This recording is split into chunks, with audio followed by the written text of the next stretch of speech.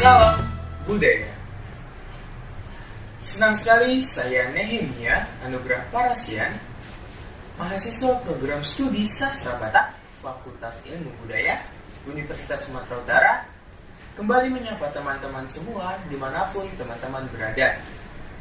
Bagi teman-teman yang sedang di luar rumah, jangan lupa tetap menerapkan protokol kesehatan.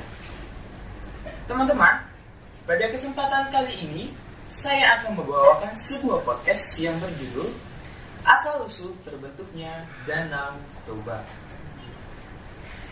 Kita sudah tidak asing lagi dengan yang namanya Danau Toba. Menurut saya, Danau Toba merupakan danau yang kaya akan keindahan. Danau Toba juga sangat bermanfaat bagi masyarakat sekitar karena dapat menumbuhkan perekonomian lewat eksploitasi wisatanya. Danau Toba yang terletak di Provinsi Sumatera Utara ini mengelilingi 7 kabupaten. Di antaranya adalah Kabupaten Karo, Kabupaten Dairi, Kabupaten Samosir, Kabupaten Toba Samosir, Kabupaten Simalungun, Kabupaten Humbangan Sudutan, dan yang terakhir adalah Kabupaten Tapanuli Utara. Danau Toba adalah danau yang kaya akan sejarah. Danau ini juga merupakan danau yang terbesar di Indonesia. Kenapa sih bisa dibilang Danau Toba merupakan danau terbesar? Karena Danau Toba memiliki panjang kurang lebih 100 km dengan lebar 30 km dan mempunyai kedalaman 505 meter. Wah, kebayang dong gimana luasnya Danau Toba. Terdapat 2 pemahaman dalam masyarakat mengenai terbentuknya Danau Toba, yakni secara mitos dan secara ilmiah. Teman-teman tahu nggak sih terbentuknya Danau Toba secara ilmiah?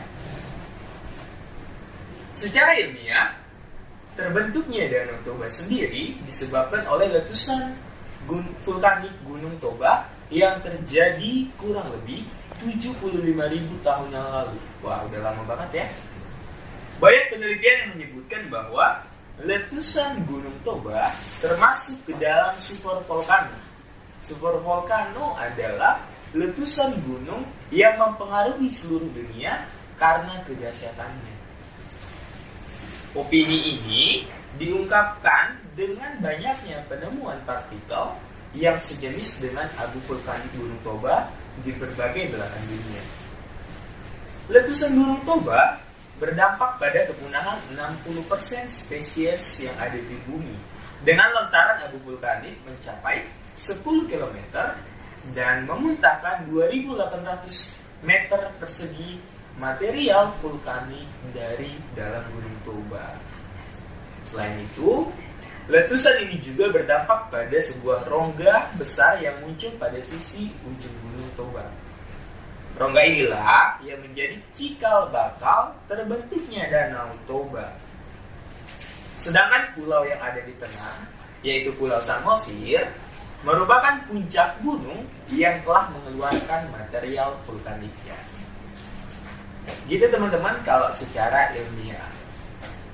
Kita lanjut ke pemahaman kedua masyarakat tentang terbentuknya Danau Toba, yaitu secara mitos.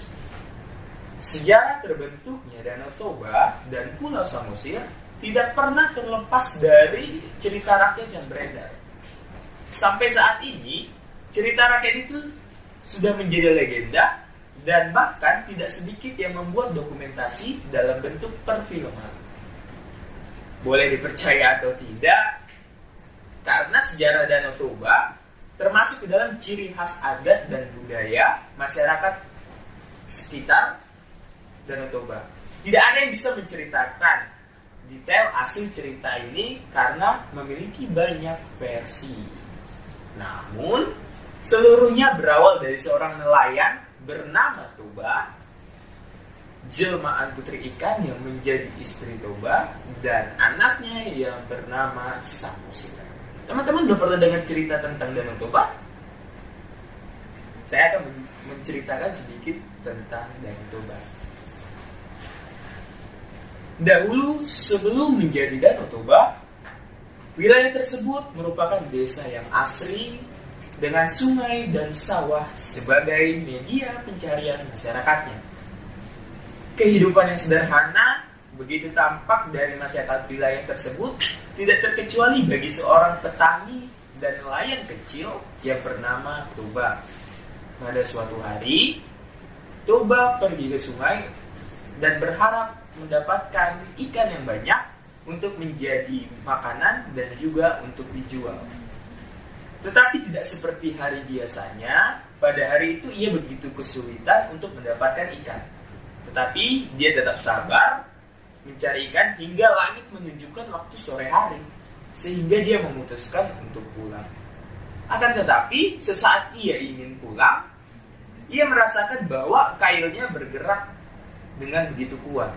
Ia pun bersemangat untuk mendapatkan ikan tersebut karena ia berpikir ia akan mendapatkan tangkapan yang sangat besar. Tidak lama kemudian, muncul seekor ikan emas berwarna kuning keemasan yang besar. Kemudian ikan tersebut ia masukkan ke dalam bejana dan ia pun pulang ke rumah.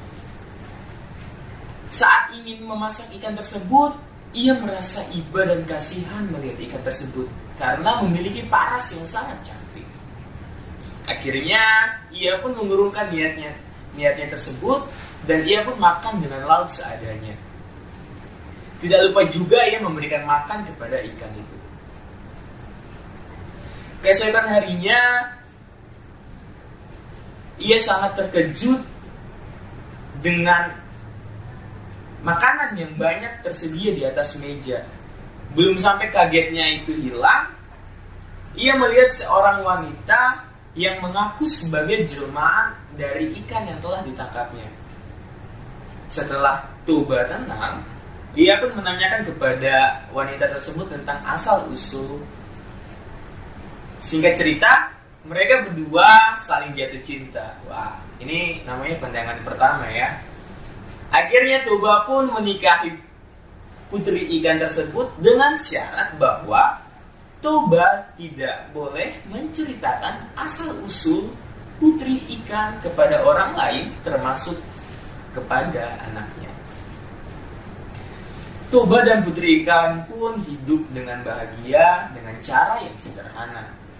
Meskipun putri ikan bisa menghasilkan emas dari sisiknya, tetapi Toba tidak ingin berharap dari hasil tersebut. Sekuat tenaga, ia bekerja untuk menghidupi keluarganya. Sampai suatu ketika, ia telah memiliki seorang anak yang diberi nama Samosir. Sayangnya, Samosir termasuk anak yang hiperaktif dan susah diatur, sehingga seringkali membuat masalah baik kepada keluarganya maupun penduduk sekitar. Akan tetapi, Toba dan putri ikan tetap sabar untuk menghadapi anaknya tersebut. Sudah tak terhitung lagi berapa masyarakat yang mengeluh pada Toba tentang perilaku anaknya. Namun, ketika dinasihati, Samosir tetap bergeming. Hingga suatu ketika, Samosir diperintahkan oleh ibunya untuk membawakan makanan kepada ayahnya yang sedang bekerja di sawah. Saat menuju ke sawah, Samosir ternyata justru memakan bekal untuk ayahnya itu dan tertidur di bawah pohon. Di sisi lain, ayahnya yang sudah sangat kelaparan menunggu kiriman makanannya. Ayahnya itu pun langsung pulang untuk makan. Tetapi saat di tengah jalan, ia melihat seorang anak yang sedang tidur di bawah pohon. Dan ternyata yang sedang tidur itu adalah si Samosir. Ayahnya pun tiba-tiba langsung marah besar, sampai akhirnya Toba melanggar sumpah dengan berujar bahwa Samosir adalah anak ikan. Setelah berujar seperti itu, langit tampak seperti marah dan menumpahkan hujan yang sangat lebat hingga menenggelamkan desa tersebut. Putri ikan atau istrinya, Toba, yang menyadari kesalahan suaminya itu hanya bisa tertunduk dan kembali menjadi ikan. Sedangkan Samosir dikutuk oleh ayahnya sehingga menjadi pulau, sedangkan Toba hanyut tenggelam terbawa arus, dan akhirnya aliran sungai akibat hujan lebat itu menjadi sebuah danau yang di tengahnya terdapat pulau Samosir. Itu teman-teman sedikit cerita tentang terbentuknya Danau Toba secara mitos.